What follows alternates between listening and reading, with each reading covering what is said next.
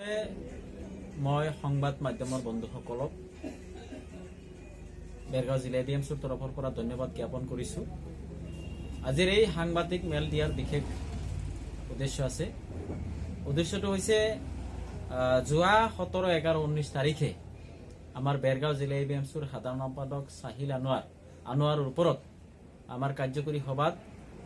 বিভিন্ন বিষয়ববীয়াসকলৰ মানে যি অভিযোগ আনিছিল আৰু সেই অভিযোগৰ ভিত্তিত আৰু তেখেতে তেওঁৰ সাংগঠনিক যিখিনি সময় দিব লাগে সেইখিনি নিদিয়াৰ কাৰণে তেখেতে ছুটি বিচাৰিছিল। যোৱা কাৰ্যকৰী সভাত জিলা সমিতিৰ যে মোৰ পৰীক্ষা আছে, মই শিৱসাগৰত যাবলগীয়া আছে আৰু তেওঁৰ যি অভিযোগ আৰু সেই অভিযোগৰ ভিত্তিত তেখেতক আমি 25/11/2019 তাৰিখে আমাৰ জিলা সমিতিৰ কৰ্ণধাৰ সমিতিৰ আলোচনা মৰ্মে প্ৰস্তাৱ মৰ্মে তেখেতক আমি অব্যাহতি দিছিলোঁ আৰু অব্যাহতি দিয়াৰ পিছত তেওঁ মানে সংবিধান উলংঘন কৰি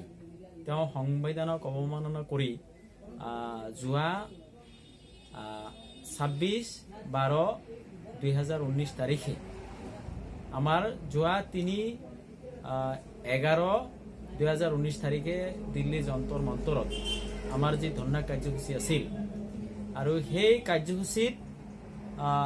আমাৰ কোকৰাঝাৰৰ MP হিৰাসৰণীয়া গো বেগ দিয়াৰ পিছত এবিএমচিৰ এটা পক্ষই আমি সন্দেহ কৰা মতে কোকৰাঝাৰৰ MP হিৰাসৰণীয়াৰ ছত্ৰছায়াত কিছুমানে অসাংবিধানিকভাৱে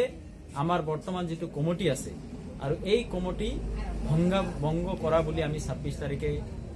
গম পাইছোঁ আৰু তেওঁলোকে যিবোৰ অভিযোগ আনিছে আৰু সেই অভিযোগৰ কাৰণে আমি বাৰম্বাৰ তেওঁলোকক দাবী কৰিছোঁ যে তথ্য আৰু প্ৰমাণ লাগে, কিন্তু তেওঁলোকে তথ্য আৰু প্ৰমাণ আজিৰ তাৰিখলৈকে দিব পৰা নাই। আৰু আমাৰ বেৰগাঁও জিলা এবিএমচিৰ সাধাৰণ সম্পাদক তেখেতে মানে যোৱা যিটো 26/12/2019 তাৰিখে কোকৰাঝাৰত যিটো অসাংবিধানিকভাৱে সভা মাতিছিল তাতে আমাৰ যিহেতু ষ্টেণ্ডিং কমিটিৰ এবিএমচিৰ সভাপতি সাধাৰণ সম্পাদক লগতে মুখ্য উপদেষ্টা সেইখন মিটিঙত অনুপস্থিত আছিল আৰু তেওঁলোকৰ অনুপস্থিত যি অসাংবিধানিক সভা আৰু তাতে যে আমাৰ বেৰগাঁও জিলা এবিএমচিৰ অব্যাহতি লোৱা সাধাৰণ সম্পাদক চাহিল আনোৱাৰে আমাৰ জিলা সমিতিৰ লগত কোনো আলোচনা নকৰাকৈ আৰু আমাৰ লগত কোনো অনুমতি নোলোৱাকৈ তেখেতে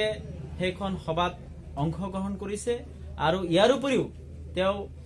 আমাৰ জিলা সমিতিৰ পেট তাতে ব্যৱহাৰ কৰিছে আৰু এইটো দুৰ্ভাগ্যজনক কথা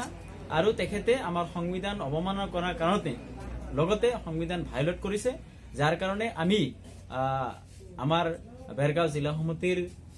কৰ্ণধাৰ সমিতিৰ আলোচনা ও প্ৰস্তাৱ মৰ্মে যোৱা 25/12/2019 তাৰিখে তেওঁক বহিষ্কাৰ কৰা হৈছে। গতিকে 27/12/2019 তাৰিখে তেখেতক বহিষ্কাৰ কৰা হৈছে জিলা সমিতিৰ কৰ্ণধাৰ সমিতিৰ প্ৰস্তাৱ ও সিদ্ধান্ত মৰ্মে।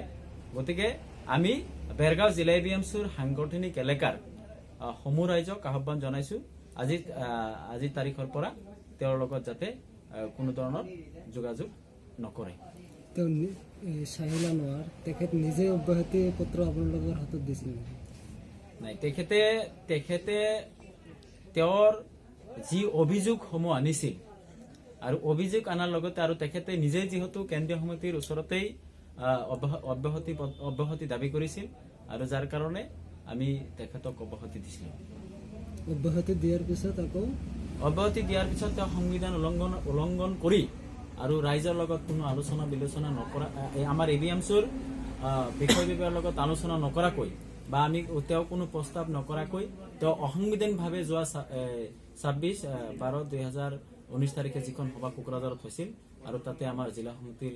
পেট অসাংবিধানিকভাৱে ব্যৱহাৰ কৰিছে আৰু লগতে আমাৰ জিলা সমিতিৰ আমি এখন কাৰ্যালয় ভাড়া কৰিছিলোঁ কলাইগাঁৱৰ কোটো চকত, তাতে 10,000 টকা চিকিউৰিটি মানি হিচাপে আমি দিছিলোঁ আৰু সেই টকাটো আমাৰ অজ্ঞাতে তেওঁ